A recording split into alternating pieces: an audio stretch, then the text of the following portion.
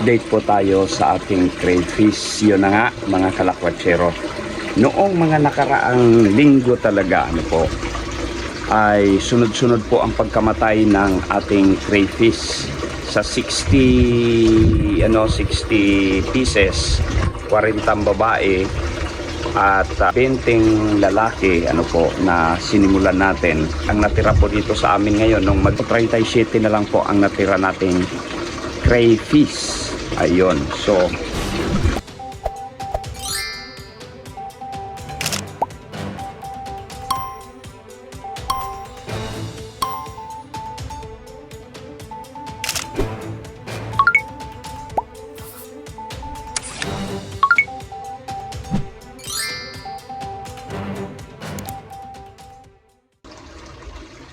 ayun, so isang mapagpalang araw ulit mga kalakwatsero.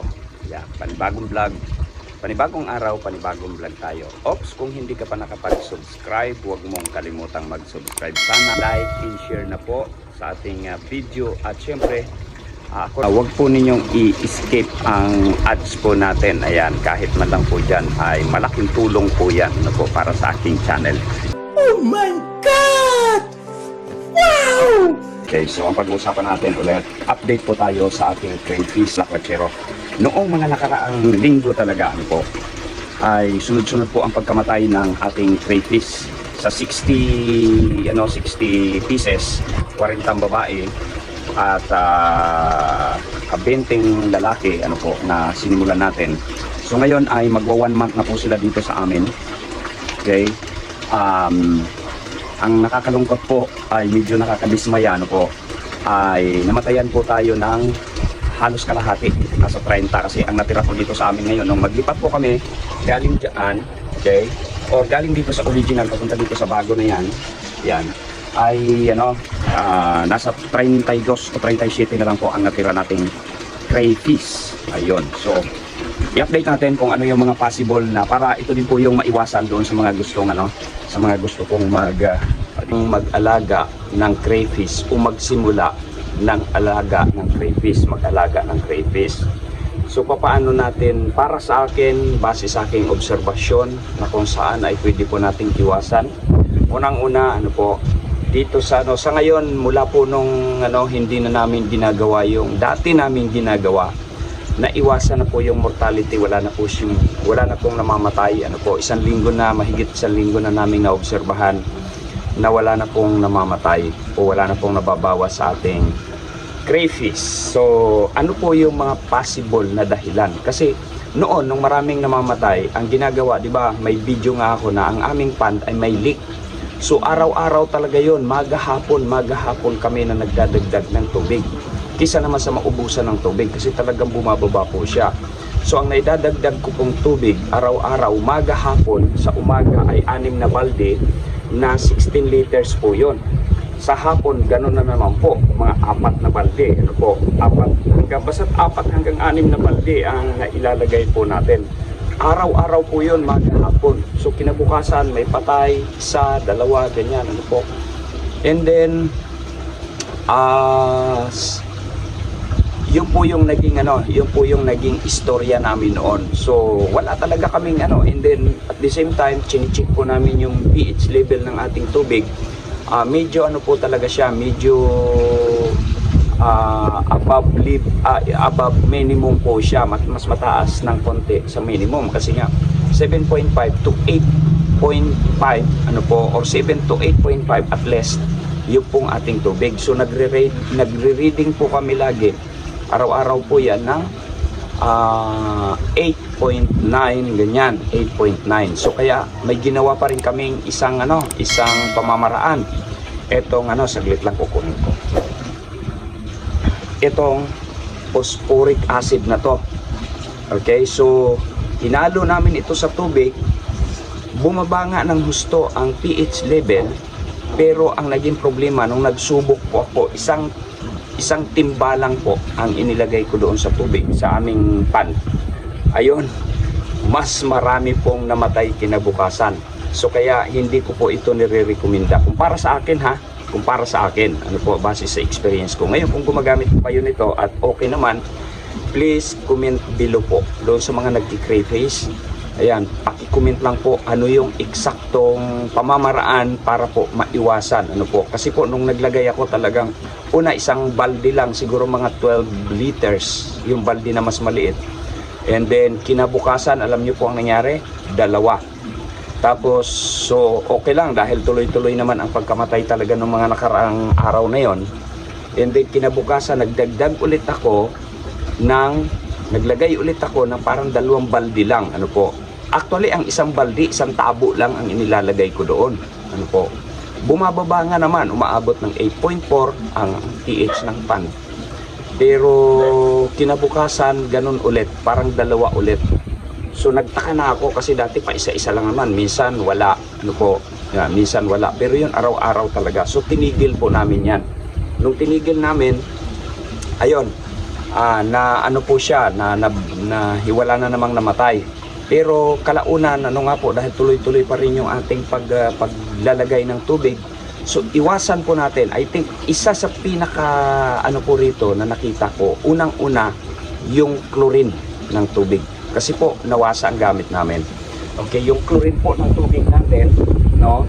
Sa tingin ko yun yung isa sa naging problema natin dito. Kasi nga araw-araw, maghapon ang daming tubig. Pangalawa, okay, na pwede nating iwasan. Kaya anong dapat natin gawin kapag galing nawasa ang ating tubig? Pinaka-safe po na gagawin ay i-stock natin ang ating tubig at least 3 to 4 days o 1 linggo. Pinaka-safe po yun. Pinakamagandang gawin. 1 linggo po talaga. No po? Halimbawa, bago yung inyong pan. No? Bago nyo po siya lagyan, ibabad nyo na po doon sa pan yung inyong, doon lang po to sa mga, nawasa ang gamit dahil may chlorine. Pero doon sa deep well, hindi ko po masabi, wala pa po akong idea sa ngayon. Based on my, lang po to, experience lang po sa pag-aalaga. So, advice, 3 to 5 days talaga, i-standby natin ang tubig bago natin lagyan ng crayfish. Katubig, na naglalagay po tayo lagi, naglalagay ng tubig. So, ang environment po ng crayfish, hindi nila nami-maintain pabago-bago. So dahil pabago-bago, hindi po agad sila nakakapag-alam ng kanilang environment. So ang nangyari, may mortality lagi.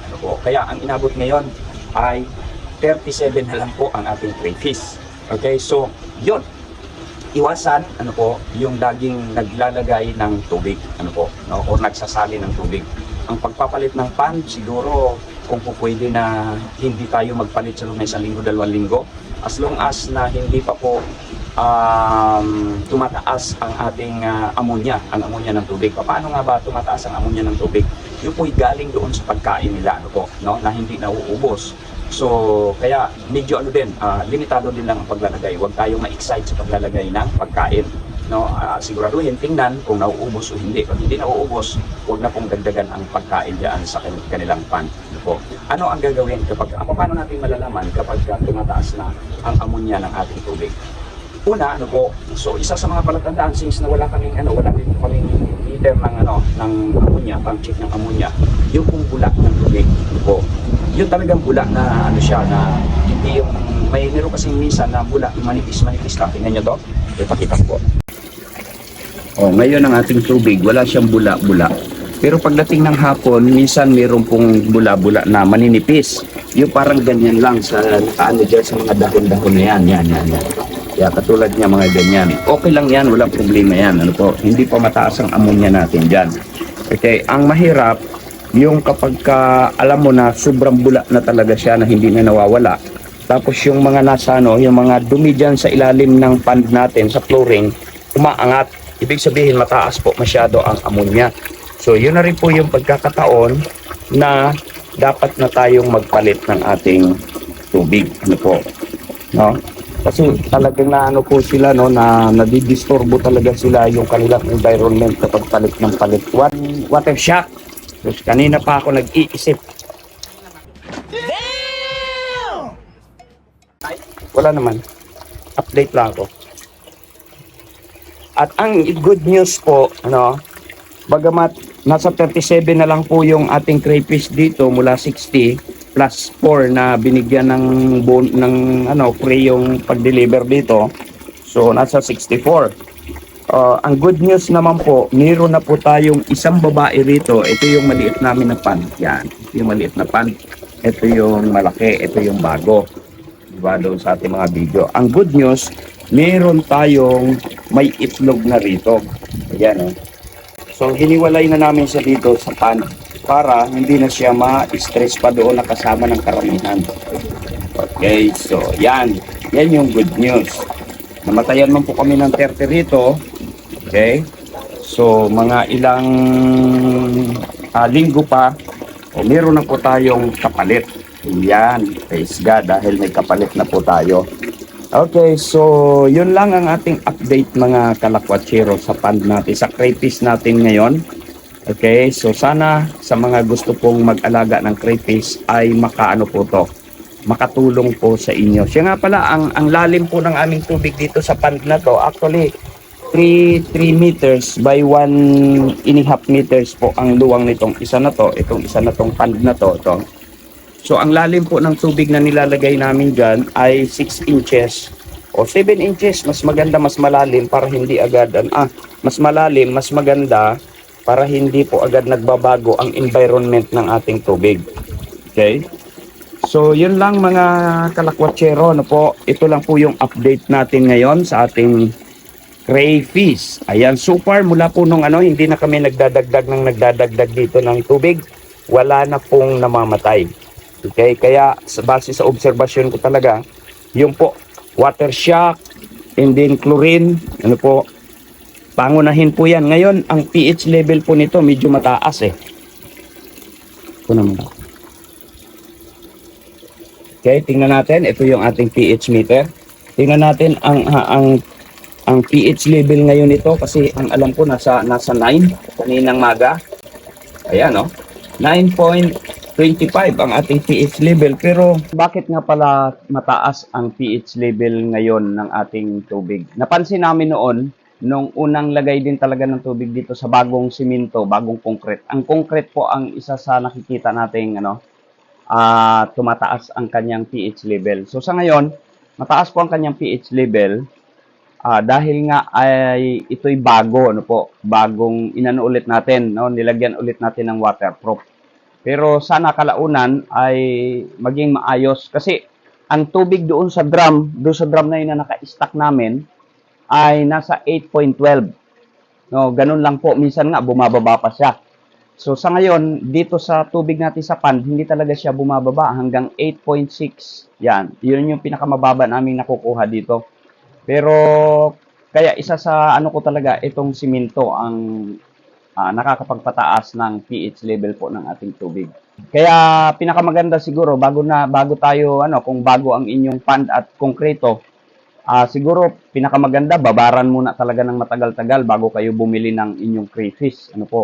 Babaran ng tubig ng medyo matagal-tagal, mga 1 linggo, 2 linggo bago po bumili ng ng crayfish para talaga na siya stable yung tubig niya, yung pH niya, parang hindi naman nila iniinda yung 9.25 na pH level dito sa malaki. Tingnan natin dito kung ilan ang pH level dito. 9.14 na, ayun, nagbabago ito. 9.12 zoom lang tayo. 9.12 tayo rito. So dito ngayon tumataas talaga ang pH level, pero sa tingin ko ay hindi po masyadong apektado pa ang ating crayfish ngayon. Okay, so yun lang tip natin sa mga bagong sa ating mga bagong mag-crayfish, gustong mag-alaga ng crayfish, paano ito alagaan. Kapag ang source po ng tubig ay nawasa, standby natin, pinaka-safe 3 to 5 days talaga lagi bago natin siya lagyan. At iwasan na maglagay ng tubig kasi nga yung water shock. Yun yung dalawang na yun na nakikita namin sa aming alaga, yung dalawang bagay na yun. Kaya sana nakatulong ang video ito sa inyo. kung hindi ka pa nakapag-subscribe, huwag mong kalimutang mag-subscribe sa aking channel at patuloy na like and share po at pindutin siyempre yung notification bell dahil kapag meron po tayong mga bagong video, update sa ating mga alaga sa pagpa-farm, ay agad po kayong manonotify. Yun lang mga kalakwatsero, maraming salamat. God bless po and bye-bye!